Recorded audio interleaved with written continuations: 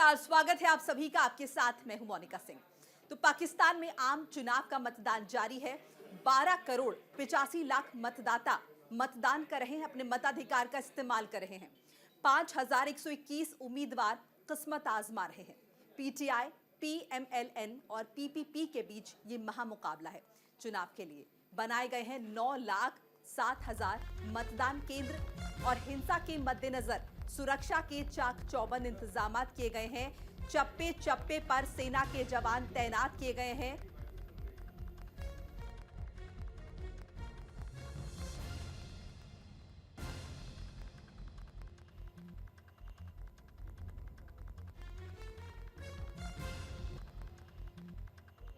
चप्पे चप्पे पर सेना के जवान तैनात किए गए हैं। जेल से चुनावी जंग में इमरान खान मैदान में डटे हुए हैं। तो देखिए, पाकिस्तान में हिंसा के बीच नई सरकार के गठन के लिए आज चुनाव हो रहा है। इमरान खान के जेल में होने की वजह से मुख्य मुकाबला नवाज शरीफ की पार्टी पाकिस्तान मुस्लिम लीग एन और बिलावल भुट्टो की पाकिस्तान पीपल्स पार्टी पीपीपी के बीच है।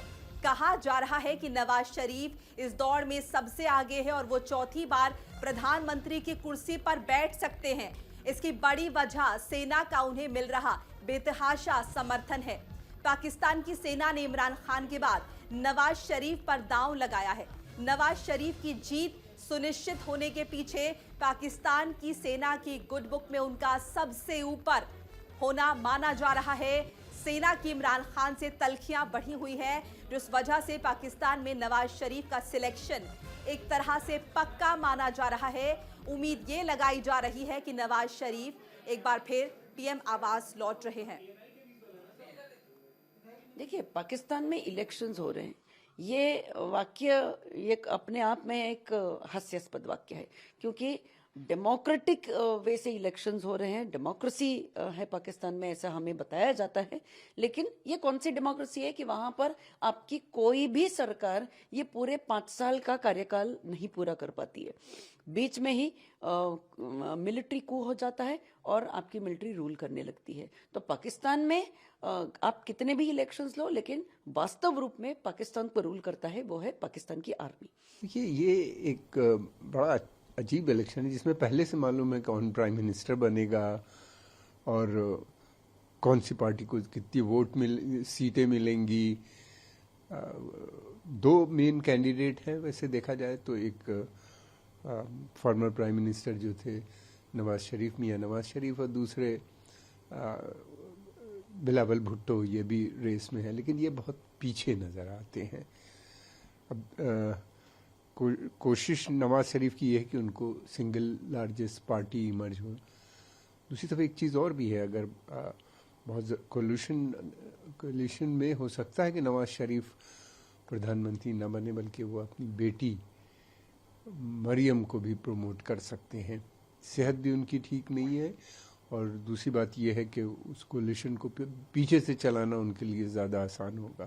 फौज जो एक खास करके पहले से ही मिलिट्री में बड़ा एक्टिव रोल निभाती रही हैं, अभी बहुत एक्टिव है और वो अभी नवाज शरीफ के पक्ष में है। पहले ये इमरान के पक्ष में थी, अभी नवाज शरीफ के पक्ष में है।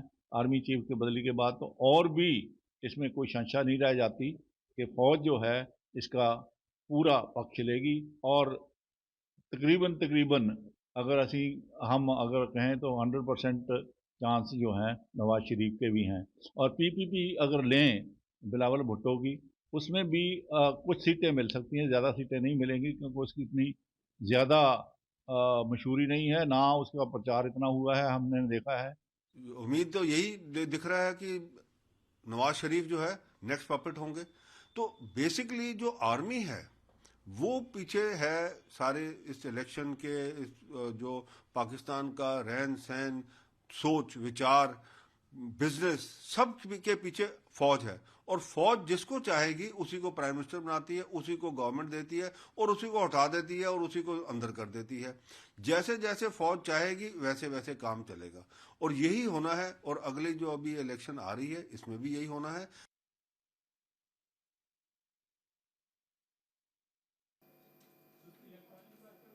तो प्रतिक्रियाओं का दौर लगातार चल रहा है, चूंकि आज पाकिस्तान में बड़ा दिन है। लोकतंत्र के लिए आम चुनाव हो रहे हैं, मतदान जारी है और 12 करोड़ 85 लाख मतदाता अपने मताधिकार का इस्तेमाल आज कर रहे हैं।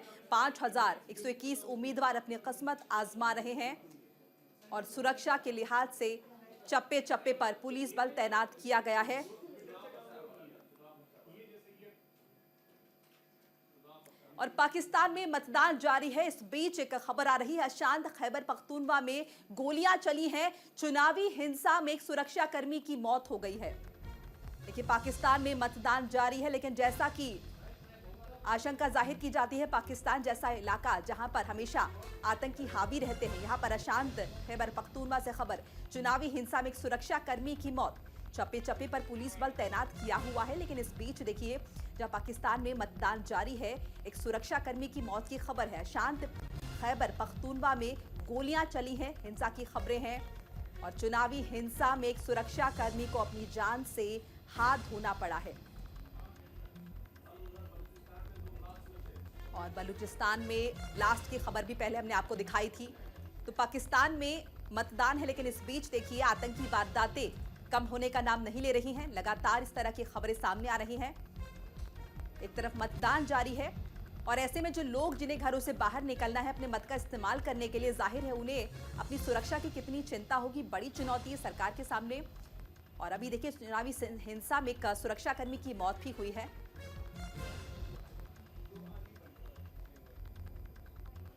तो सुबह से ही वोटिंग शुरू हो चुकी है। आम चुनाव है आज पाकिस्तान में और इस पर हम चर्चा भी करेंगे। हमारे साथ खास मेहमान का पैनल जुड़ रहा है। हमारे साथ रिटायर्ड लेफ्टिनेंट कर्नल JS सोडी साहब है, जो कि रक्षा विशेषज्ञ हैं। आपका बहुत बहुत स्वागत है। ब्रह्मदीप अलूने भी जुड़े हैं हमारे साथ, जो कि विदेशी मामलों के जानकार है। आपका भी बहुत बहुत स्वागत है न्यूज इंडिया में। सबसे पहले सोडी साहब, मैं आपका रुख करना चाहूंगी। आपको आवाज मिल रही है हमारी?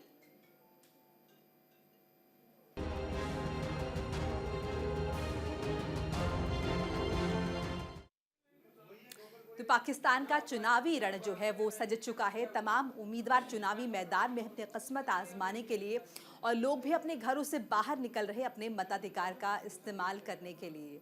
आज सुबह तकरीबन 8:30 बजे से वोटिंग शुरू हो चुकी है और शाम 5 बजे तक ये वोटिंग जो है वो चलेगी। हमारे साथ खास मेहमानों का पैनल भी जुड़ रहा है। एक बार फिर से आपसे उनका तारुफ करवा देते हैं। लेफ्टिनेंट कर्नल JS सोडी साहब हैं, रक्षा विशेषज्ञ हैं। ब्रह्मदीप अलूने साहब है, विदेशी मामलों के जानकार हैं। आप दोनों का बहुत बहुत स्वागत है। पहले सोडी साहब, मैं आपका रुख करना चाहूंगी। कहा जा रहा है कि औपचारिकता भर है ये चुनाव, नतीजे सभी को पता है। Heading Committee on Transport, Tourism and Culture में इलेक्शन नहीं सिलेक्शन होता है और पाकिस्तानी सेना अध्यक्ष जनरल असीम मुनीर ने ऑलरेडी तय कर लिया है कि पाकिस्तान के अगले प्रधानमंत्री नवाज शरीफ होंगे और यही कारण है कि नवाज शरीफ को वापस लंदन से बुलाया गया। उनके ऊपर जितने मुकदमे थे वो सारे बर्खास्त करवाए गए। पूरा मैदान बनाया गया नवाज शरीफ के इलेक्शन जीतने के लिए, रादत सिलेक्शन के लिए, क्योंकि इस वक्त जनरल असीम मुनीर को डर भारत से नहीं, तहरीके तालिबान पाकिस्तान से नहीं, ईरान से नहीं, इस वक्त जनरल असीम मुनीर को सबसे डर है वो है एक ही आदमी से दुनिया में, वो है इमरान खान। क्योंकि अगर इमरान खान सत्ता में आ गए वो जनरल असीम मुनीर के लिए इतनी दिक्कतें पैदा कर देंगे कि जिंदगी भर जनरल असीम मुनीर जेल से बाहर निकल नहीं पाएंगे। इसलिए ये सारा जो खेल वहां रखा जा रहा है, चाहे तहरीके इंसाफ पार्टी का जो इलेक्शन सिंबल बैट है उसको विड्रॉ करना, लोगों को उनके कैंडिडेट को निर्दलीय रूप में चुनाव लड़वाना, ये सारा एक खेल खेला जा रहा है पाकिस्तानी सेना से। बिल्कुल ब्रह्मदीप जी, जिस तरह से इलेक्शन कमीशन ने फैसला लिया कि उनका जो चुनावी चिन्ह इमरान खान का उनसे ले लिया गया, ऐसे में उनके तमाम पार्टी के जो उम्मीदवार हैं वो निर्दलीय लड़ रहे हैं, तो उनका क्या स्कोप बचता है, क्या भूमिका देखते हैं इन चुनावों में? देखिए मोनिका जी, यदि लोकप्रियता की बात हो, पारदर्शिता से चुनाव हो तो स्कोप बनता है, लेकिन जब पारदर्शिता है ही नहीं, इमरान खान को किसी कीमत पर खारिज करने की जो विपक्षी दल है और जिस उनकी कोशिशें हो रही है, तो फिर ज्यादा कुछ संभावना दिखती नहीं। यहाँ ये जरूर है कि जो इमरान खान की पार्टी है उसका जो चुनाव चिन्ह छीन जरूर लिया गया है, लेकिन जो उनकी एक वेबसाइट है, उस वेबसाइट पर बाकायदा उन लोगों के नाम लिखे गए हैं जो बाकायदा तहरीक इंसाफ पार्टी के चुनाव तहरीक इंसाफ पार्टी या यूं कहिए कि इमरान खान की ओर से चुनाव लड़ रहे हैं। तो सबसे बड़ी बात है कि बहुत दिलचस्प इमरान खान का समर्थन करने वाले नेताओं के हालात, कुछ जेल में हैं, कुछ गायब हो गए हैं, कुछ छुपकर प्रचार कर रहे हैं, तो वो बाहर नहीं निकल सकते, इसलिए उन्होंने सोशल मीडिया का सहारा लिया है। अब ऐसा मोनिका जी कि सोशल मीडिया का सहारा लेंगे आप, तो आप मत कैसे डालेंगे? उस पर प्रतिबंध लगाने के लिए आज जब चुनाव हो रहे हैं तो बाकायदा जो मोबाइल है उस पर उसको प्रतिबंधित कर दिया गया है। ये जो समझिए कि इंटरनेट जो है उसको पाकिस्तान में बाधित कर दिया गया है। कुल मिलाकर हालात ये कि इमरान खान जितना चाहे कोशिशें कर लें, लेकिन सेना ने तय कर लिया है कि इमरान खान जेल में रहेंगे, वो किसी कीमत पर सत्ता में नहीं आएंगे। जी। और हकीकत भी पाकिस्तान की यही है, वहां पर कोई भी नेता जो है वो लोकप्रियता की एक यदि शिखर को छूने की कोशिश करता है और सेना को ये लगता है कि इनकी जो लोकप्रियता है वो सेना के प्रभाव को कम कर सकती है, तो ऐसे लोगों को बिल्कुल, सेना का प्रभाव तो हमने देखा ही है कि पाकिस्तान में किस तरह से है। ब्रह्मदीप जी, इस तरह की भी खबरें हैं कि नवाज शरीफ की तबीयत नासाज रहती है, तो ऐसे मुमकिन है कि वो अपनी बेटी को आगे कर दे प्रधानमंत्री पद के लिए?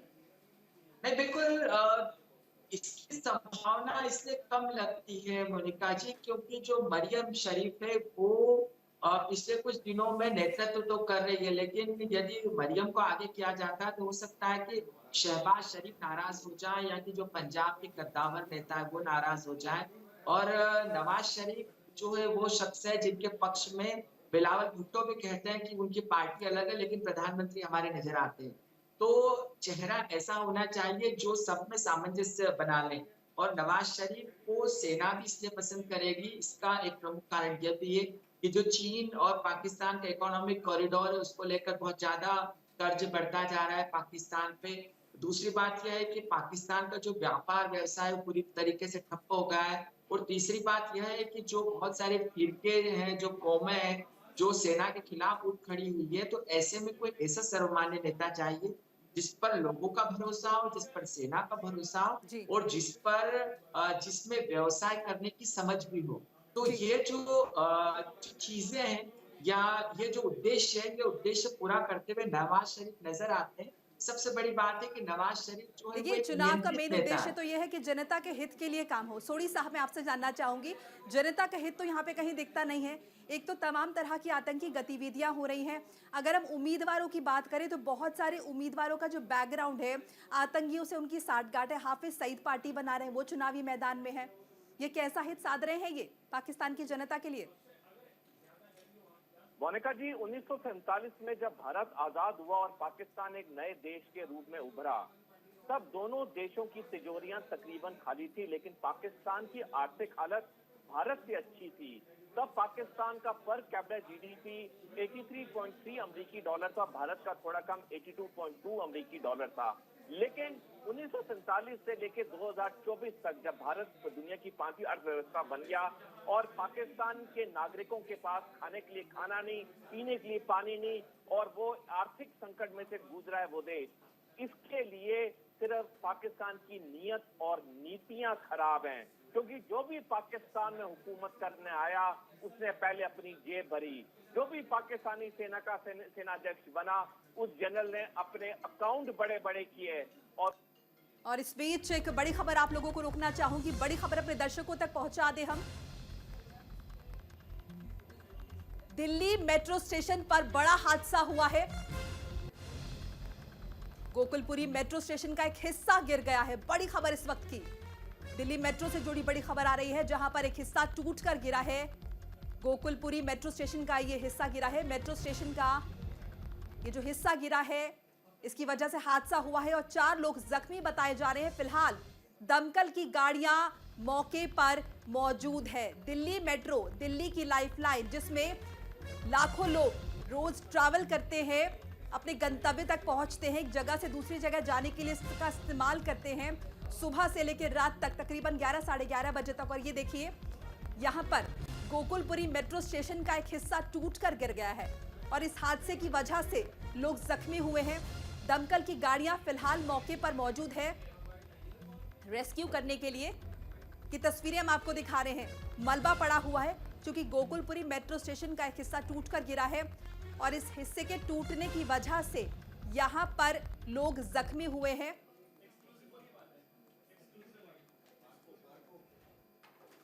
और ये तस्वीरें दिखा रहे हैं अपने दर्शकों को हम।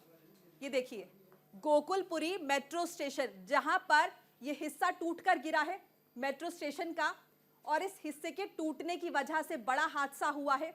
ये तमाम लोग, भीड़ इस वक्त जमा हो गई है। जाहिर है लोगों में डर कि कहीं ये मलबा हमारे ऊपर तो नहीं गिर जाता। इसे देखकर दमकल की गाड़ियां मौके पर मौजूद है, रेस्क्यू किया जा रहा है। ये देखिए कुछ लोग इसमें दब गए हैं। ये तस्वीरों के जरिए हम आपको दिखा रहे हैं। दमकल की गाड़ियां पर मौके पर मौजूद है, लोगों की मदद की जा रही है जो लोग इसमें फंस गए हैं। कुछ लोग जख्मी बताए जा रहे हैं जिन्हें जाहिर है अस्पताल ले जाया जाएगा। लेकिन देखिए मेट्रो जिसका इस्तेमाल रोजाना दिल्ली के लोग करते हैं, दिल्ली के आसपास लोग करते हैं कम्यूट करने के लिए, एक गंतव्य से दूसरी जगह पहुंचने के लिए, ऑफिस जाने के लिए। और ये एक्सक्लूसिव तस्वीरें हम दिखा रहे हैं अपने दर्शकों को न्यूज इंडिया पर। ये तमाम मलबा यहां पर पड़ा हुआ है और इस मलबे में शायद कुछ लोग फंसे हुए, उन्हें निकालने की कोशिश। और फिलहाल दमकल की गाड़ियां मौके पर पहुंची हुई हैं।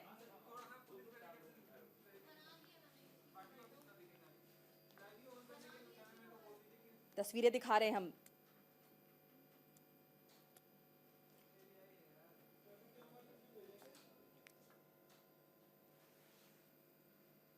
और इससे पहले हम लगातार चर्चा भी कर रहे थे। ये तस्वीरें हम आपको दिल्ली मेट्रो की दिखा रहे हैं, दिल्ली मेट्रो के गोकुलपुरी मेट्रो स्टेशन की, जहां पर ये हादसा हुआ है। और दमकल की गाड़ियां जो है फिलहाल मौके पर मौजूद है, घटनास्थल पर मौजूद है। 4 गाड़ियां दमकल की। गोकुलपुरी मेट्रो स्टेशन पर बड़ा हादसा।